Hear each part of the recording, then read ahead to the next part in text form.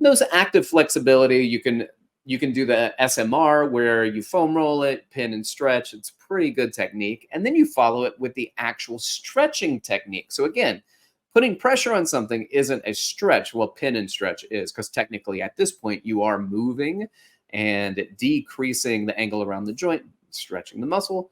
But then an active stretch is a technique where you're going to hold a position like let's say like a hip flexor stretch. I'm going to do a kneeling hip flexor stretch. I do a posterior tilt. I get a stretch on the front of my quads and my hip flexors, but it's my glute. I'm actively posterior tilting. I'm contracting my glute, and I'm going to hold for 1 to 2 seconds, and then I'll back off of it. I go and I activate the opposite muscle. I'm using my glute to stretch my hip flexor. In my hamstring stretch, I might be doing a straight leg hamstring stretch, or I might be doing a bent knee and then extend my knee.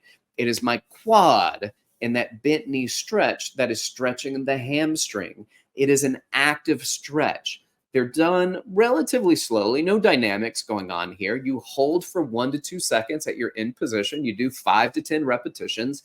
And instead of doing something called autogenic inhibition, which is what we did in the static stretching, we're going to be doing reciprocal inhibition,